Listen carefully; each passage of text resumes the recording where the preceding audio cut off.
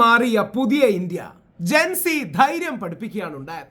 ഇന്നലെ ആര്യ മാതൃഭൂമിയിൽ ഒരു തംബ്നെയിൽ ഇട്ടത് കണ്ടു. ശരിക്കും ഞാൻ ഞെട്ടി. രാജ്യം ജയിച്ചു, മോദി തോറ്റു. 2-3 വർഷങ്ങൾക്ക് മുമ്പ് ഇങ്ങനെ ഒരു തംബ്നെയിൽ ഇന്ത്യയിലെ ഏതെങ്കിലും ചാനലിൽ ഇടാൻ ആർക്കെങ്കിലും സാധിക്കുമായിരുന്നു? കഴിഞ്ഞ ഇലക്ഷന് മുമ്പ്, അതായത് ഒരു 300 സീറ്റിൽ കൂടുതൽ ഭരിച്ചുകൊണ്ടിരുന്ന അവസരത്തിൽ രാജ്യം ജയിച്ചു, മോദി തോറ്റു എന്നൊരു തംബ്നെയിൽ പോലും എവിടെ ഇടാൻ കഴിയാത്ത സാഹചര്യം ഉണ്ടായിരുന്നു. എന്നാൽ കഴിഞ്ഞ ഇലക്ഷനോടെ കുറേയൊക്കെ കാര്യങ്ങൾ മാറി. ഭാരത് ജോഡോയിൽ കുറേയൊക്കെ കാര്യം മാറി. പാറ്റാ വിപ്ലവം കൂടി ആയപ്പോൾ ഭരണകൂടത്തെ വിമർശിക്കുന്നത് രാജ്യദ്രോഹമാവില്ല എന്ന തിരിച്ചറിവിലേക്ക് മാധ്യമങ്ങളും പൊതുജനങ്ങളും വരികയും നമ്മുടെ സ്വരം ഉയരുകയും ചെയ്തു. അതിന് പാറ്റകളോട് എത്ര നന്ദി പറഞ്ഞാലും മതിയാവില്ല. നമ്മൾ ഹാഷ്മിയുടെ ഇൻട്രോ നോക്കുന്നുണ്ട്. ഹാഷ്മി ഇൻട്രോ കിങ് ആണ്. ആര്യയുടെയും ഗംഭീരമായൊരു ഇൻട്രോ ഉണ്ട്. നമുക്ക് രണ്ടും ഒന്ന് കേൾക്കാം. ആര്യയുടെ ഇൻട്രോ എടുത്തു പറയുന്നത് വളരെ രസകരമായി തന്നെ ആര്യയുടെ ഇൻട്രോ ഉണ്ടായിരുന്നു. ആ ഇൻട്രോ ആവേശം ജനിപ്പിക്കുന്ന ഇൻട്രോയും കൂടെ ആയിരുന്നു. പ്രധാന ഹിറ്റടിച്ച് തുരത്തി പാറ്റകൾ. നമുക്ക് ആ ആര്യയുടെ ഇൻട്രോ ഒന്ന് കാണാം. ഇത് CJP-കാരുടെ പ്രൊട്ടസ്റ്റ് നിന്നാണ്. ഭാരത് മാതാ കി ജയ് അവർ വിളിക്കുന്നതാണ്. അപ്പോൾ യഥാർത്ഥത്തിൽ ഭാരതമാതാവിൻ്റെ മക്കൾ, അതായത് യഥാർത്ഥ ഭാരതമാതാവിൻ്റെ യഥാർത്ഥ മക്കൾ എന്ന് പറയുന്നതിൻ്റെ അർത്ഥം ബ്രിട്ടീഷുകാർ ഇന്ത്യ ഭരിക്കുമ്പോൾ, നമ്മളെ അടിമകളാക്കി ഭരിക്കുമ്പോൾ ബ്രിട്ടീഷുകാരോട് പോരാടി ആ സ്വാതന്ത്ര്യം നമുക്ക് മേടിച്ചു തന്ന ആൾക്കാർ, അല്ലാതെ സ്വാതന്ത്ര്യ സമരത്തിൻ്റെ സൈഡിൽ പോലും എത്തി നോക്കാതെ മാറി നിന്ന് നോക്കിയവരല്ല. മഹാത്മാഗാന്ധിയുടെ, എന്താ പറയണേ, നെഹ്റുജിയുടെ, സർദാർ പട്ടേലിൻ്റെ, നേതാജി സുഭാഷ് ചന്ദ്രബോസിൻ്റെ, ചന്ദ്രശേഖർ ആസാദിൻ്റെ, ഭഗത് സിംഗിൻ്റെ, ഒരുപാട് പേരുടെ, അസംഖ്യം, അങ്ങനെ എന്താ പറയണേ, ലെഫ്റ്റ് റൈറ്റിൽ നിൽക്കുന്ന രാജ്യസ്നേഹികളായ ഭാരതത്തിന് വേണ്ടി പോരാടിയവരുടെ ആൾക്കാർ. അപ്പോഴൊക്കെയാണ് ഭാരത് മാതാ കി ജയ് എന്ന് പറയുന്ന ആ മുദ്രാവാക്യത്തിന്, വന്ദേ മാതരത്തിന് അർത്ഥം വരുന്നത്. നമ്മുടെ അഖിൽ മാരാറിൻ്റെ ഒരു സിനിമയിൽ ഭാരത് മാതാ കി ജയ്, നമ്മുടെ തീവ്ര വലതുപക്ഷത്ത് നിൽക്കുന്നവർ എതിർ പാർട്ടിക്കാരെ നോക്കി വിളിക്കുന്നുണ്ട് ഭാരത് മാതാ കി ജയ് എന്ന്. അപ്പോൾ അതിലെ ക്യാരക്ടർ ചോദിക്കുന്നുണ്ട്, ചേട്ടാ നമ്മൾ എന്തിനാണ് ഇവരെ നോക്കി ഭാരത് മാതാ കി ജയ് വിളിക്കുന്നത്? ഇവർ ബ്രിട്ടീഷുകാരൊന്നും അല്ലല്ലോ, നമ്മൾ എന്തിനാ ഇവരെ നോക്കി ഇങ്ങനെ വിളിക്കുന്നത്? ചുമ്മാ ഭാരത് മാതാ കി ജയ് അലറുകയാണ്. എന്നാൽ വിളിക്കേണ്ട സമയത്ത് വിളിച്ചിട്ടുമില്ല. അത് പോട്ടെ, മറ്റൊരു വിഷയം. അതായത് രാജിവെക്കില്ലെന്ന് പറയുന്നത്. രണ്ടാമൻ രാജ്നാഥ് സിംഗ് പറഞ്ഞ വാചകം, ഇത് UPA അല്ല NDA ആണ്. മന്ത്രിമാർ രാജിവെക്കുന്ന രീതി ഞങ്ങൾക്കില്ല. ഫ്രണ്ട്സ്, നിങ്ങൾ അറിഞ്ഞോ? കേന്ദ്ര വിദ്യാഭ്യാസ ഫ്രണ്ട്സ് എനിക്ക് ഇഷ്ടപ്പെട്ടു. മോദിജിക്ക് ഒന്ന് കൊട്ടിയതാണ് ഫ്രണ്ട്സ്. മന്ത്രിമാർ രാജിവെക്കുന്ന രീതി ഞങ്ങൾക്കില്ല. ഫ്രണ്ട്സ്, നിങ്ങൾ അറിഞ്ഞോ? കേന്ദ്ര വിദ്യാഭ്യാസ മന്ത്രി ധർമ്മേന്ദ്ര പ്രധാൻ രാജിവെപ്പിച്ചു.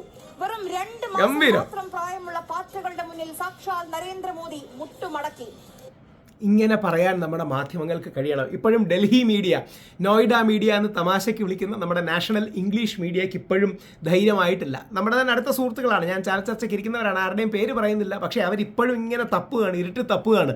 എന്ത് പറയണം, തങ്ങളുടെ മാധ്യമ മുതലാളിമാർക്ക് ഇഷ്ടപ്പെടുവോ, ബോസുമാർക്ക് ഇഷ്ടപ്പെടുവോ എന്നൊക്കെ പറഞ്ഞു. 2 മാസം മാത്രം പ്രായമുള്ള പാറ്റകളുടെ മുന്നിൽ സാക്ഷാൽ നരേന്ദ്രമോദി മുട്ടുമടക്കി. 11 വർഷങ്ങൾക്കിപ്പുറം RSSന് വേണ്ടപ്പെട്ട, മോദിക്ക് പ്രിയപ്പെട്ട നവീൻ പട്നായക് എന്ന മഹാവൃക്ഷത്തെ വീഴ്ത്തി ഒഡീഷ സമ്മാനിച്ച പ്രധാനിയെ കൈവിടേണ്ടി വന്നു. ഇത്തവണ എതിർഭാഗത്ത് പ്രതിപക്ഷമായിരുന്നില്ല, ജെൻസി ആയിരുന്നു. അരാഷ്ട്രീയവാദികളെന്ന് മുദ്രകുത്തി മാറ്റി നിർത്തിയ ജെൻസികൾ, ജാതിയും മതവും വർഗവും വർണ്ണവും ലെവലേശമേശാത്ത ജെൻസികൾ. പോലീസ് ലാത്തി വീശിയപ്പോൾ അവർ ദേശീയ ഗാനം ആലപിച്ചു. തെരുവിലൂടെ വലിച്ചിഴച്ചപ്പോൾ അവർ ഭരണഘടന ഉയർത്തി. ജലപീരങ്കി പ്രയോഗിച്ചപ്പോൾ അവർ മിഠായി നൽകി. Deep state, sorrows funding, Bangladesh ബന്ധം, ദേശദ്രോഹി, പലതും പയറ്റി നോക്കി. പക്ഷെ പിള്ളേര് വീണില്ല. പിള്ളേരുകളിയല്ല എന്ന് ബോധ്യപ്പെട്ടപ്പോൾ പ്രധാനേക്കാൾ പ്രധാനം യുവതയാണെന്ന് കേന്ദ്രം തിരിച്ചറിഞ്ഞു. ഇത് പാറ്റകളുടെ മാത്രം വിജയമാണോ? അല്ല. അവർ അവിടെ പട്ടിണി കിടന്നപ്പോൾ സ്വിഗ്ഗിയിലൂടെയും സൊമാറ്റോയിലൂടെയും ഒരു നേരത്തെ അന്നം അയച്ചവരുടെ വിജയമാണ്. ഒരുമിച്ച് പറയാം, ഈ പിള്ളേര് ഒരേ പൊളിയാണെന്ന്. നമുക്കൊപ്പം ഇന്ന് ഗംഭീരം. ആര്യ കീടൽ ഇൻട്രോ കേട്ടോ, കീടൽ ഇൻട്രോ, സൂപ്പർ സൂപ്പർ സൂപ്പർ. നമുക്ക് ഹാഷ്മീഡ് ഇൻട്രോ കൊണ്ട് നോക്കാം. എനിക്ക് ആര്യയുടെ ഇൻട്രോ ഗംഭീരമായിട്ട് ഇഷ്ടപ്പെട്ടു, കാര്യമായിട്ട് ഇഷ്ടപ്പെട്ടു. രാജ്യം ജയിച്ചു, മോദി തോറ്റു എന്ന് പറയുന്നത് ഒരു വിമർശന ബുദ്ധിയുള്ള പൊളിറ്റിക്സ് ആണ്. അത് നരേന്ദ്രമോദി അപമാനിക്കാനൊന്നുമല്ല, ഒരു വിമർശന ബുദ്ധിയുള്ള പൊളിറ്റിക്സ് ആണ്. നമുക്ക് നോക്കാം. ആ ദിവസം എക്സാക്ട് മർദ്ദനത്തിന്റെ ആ ദിവസമാണ് സമരത്തിന് ദിശ മാറ്റിയത് ഡിസൈസീവ് ഡേ. വിദ്യാർത്ഥികൾ പോലും നോക്കാതെയാണ് പട്ടികളെ അടിക്കും മട്ടിൽ ഡൽഹി പോലീസിന് നരനായാട്ടം. പട്ടികളെ അടിക്കുന്നവർ നമ്മുടെ യുവാക്കളെ അടിച്ചു. അതിനിപ്പം കിട്ടി, പ്രധാന വെളിയിലായി. എന്നിരുന്നാലും ഡിസൈസീവ് ഡേ. വിദ്യാർത്ഥികളൊന്നും പോലും നോക്കാതെയാണ് പട്ടികളെ അടിക്കും മട്ടിൽ ഡൽഹി പോലീസിന് നരനായാട്ടം. മാരകമായ മുറിവുകൾ കാരണമാകുന്ന പെല്ലറ്റ് ഗൺ പ്രയോഗം. പെൺകുട്ടികൾക്ക് നേരെ നടന്ന അങ്ങേയറ്റം വയലൻസ്, ക്രൂരമായ അതിക്രമങ്ങൾ, ആ ദൃശ്യങ്ങൾ Sexual കാണാൻ violence. ഞങ്ങൾക്ക് സമയമില്ല, താല്പര്യമില്ല എന്ന് ജസ്റ്റിസ് സൂര്യകാന്ത് പറഞ്ഞ ഏതാനും മാസങ്ങൾക്ക് മുമ്പ് പറഞ്ഞ ആ കോക്രോച്ച് പരാമർശം മാത്രമല്ല, അദ്ദേഹത്തിനോടാണ് നന്ദി. അദ്ദേഹത്തിന്റെ കോക്രോച്ച് പരാമർശമാണ് ഇന്ന് കോക്രോച്ച് ജനതാ പാർട്ടി ആകുന്നത്. ആ അപ്രേഷന്റെ കാരണം ആ വാക്കൊരു വല്ലാത്ത കാലത്തെ രോഷത്തിന്റെ അഗ്നിമർദ്ദം നീറ്റിപ്പൊട്ടിക്കാൻ നിമിത്തമായതേ ഉള്ളൂ. അന്ന് ആർക്കും അറിയാത്ത ഒരു ചെറുപ്പക്കാരൻ, ഒരു അഭിജിത്ത് കെ എക്സിൽ വെറുതെ ഒരു വരി കുറിച്ചതാണ്, what if all cockroach come together. ഈ പാറ്റകളെല്ലാം ഒരുമിച്ചിരമ്പിയാൽ എന്ത് സംഭവിക്കും?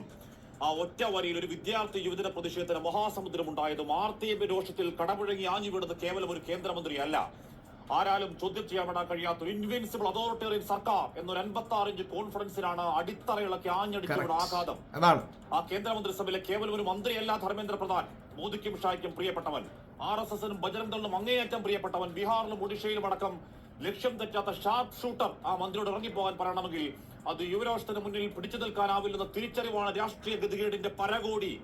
പോയ 12 വർഷങ്ങളിൽ ആവർത്തിച്ച് പറഞ്ഞ ടൂൾ കിറ്റ് ഇവിടെയും ഇറക്കി നോക്കിയതാണ്. അമേരിക്കൻ ഫണ്ട്, പാകിസ്ഥാൻ പിന്തുണ, ആതങ്കവാദി, തേങ്ങാപ്പിണ്ണാക്ക്, പറയാൻ കഴിയാവുന്ന പച്ചക്കള്ളങ്ങൾ പരമാവധി പറഞ്ഞിട്ടും സ്വന്തം വീട്ടുകാരെ പോലും കളിയാക്കുന്ന മട്ടിൽ മാനം കെട്ടുപോയ ഒരു ITS സെല്ലാണ് 17-18 വയസ്സ് മാത്രം പ്രായമുള്ള പെൺകുട്ടികളെ ലാത്തി കൊണ്ട് കുത്തുന്ന ദൃശ്യങ്ങൾ കണ്ടിട്ടും അവരെ ആന്റി നാഷണൽ ഗൂണ്ടകൾ എന്ന് നാണമില്ലാതെ അധിക്ഷേപിച്ച് ചില സർക്കാർ വിലാസം മാധ്യമ സാറന്മാർ ഇന്നു രാത്രി സമാധാനമായി ഉറങ്ങില്ല. ആ ഉറക്കമില്ലാത്ത രാത്രിക്ക് ജനാധിപത്യ രാജ്യത്തിന്റെ ആശംസകൾ. മോദി തേരി, താനാഷാഹി നഹി ചലേഗി മുദ്രാവാക്യങ്ങൾ, വന്ദേ മാതരം, ഇൻകുലാബ്, ജയ് ഭീം മുദ്രാവാക്യങ്ങൾ വീണ്ടും വീണ്ടും ഇന്ന് കേട്ടു. ഒരു മന്ത്രിപ്രധാനിയുടെ പതനമുറപ്പിച്ച ജഡ്ജിക്കരുത്തിലാണ് അധികാരത്തിന്റെ മുഖത്തേക്ക് നോക്കി 29 വയസ്സുകാരൻ അംബേദ്കറിന്റെ കയ്യിലെന്തി അസാധ്യ രാഷ്ട്രീയ ബോധ്യത്തിൽ ആർജവത്തിൽ പറയുന്നു, ലാത്തി കൊണ്ട് മണ്ടയടിച്ചു കയറിയാൽ, ആതങ്കവാദി ചാപ്പയടിച്ചാൽ കിടുങ്ങി വിറക്കാൻ, വാവൂട്ടി വെക്കാൻ വേറെ ആളെ നോക്കണം സർക്കാരെ. ധർണാമോ ജറാവുമോ തിനി അങ്ങനെ പേടിക്കാൻ സൗകര്യമല്ല സാർ, ഇത് രാഷ്ട്രത്തിന്റെ യുവശക്തി. പ്രിയപ്പെട്ട അത് തന്നെയാണ് രാഷ്ട്രത്തിന്റെ യുവശക്തി. നമ്മുടെ മാധ്യമങ്ങളും എന്നും മാധ്യമങ്ങൾ ആ രീതിയിൽ ഗവൺമെന്റിനെ ചോദ്യത്തിന്റെ മുനയിൽ നിർത്തണം. രാജ്യദ്രോഹി, തീവ്രവാദി ചാപ്പ കിട്ടും, അതിശക്തമായി തിരിച്ചടിക്കണം. ആര്യയ്ക്കും ഭാഷയ്ക്കും കൺഗ്രാറ്റ്സ്.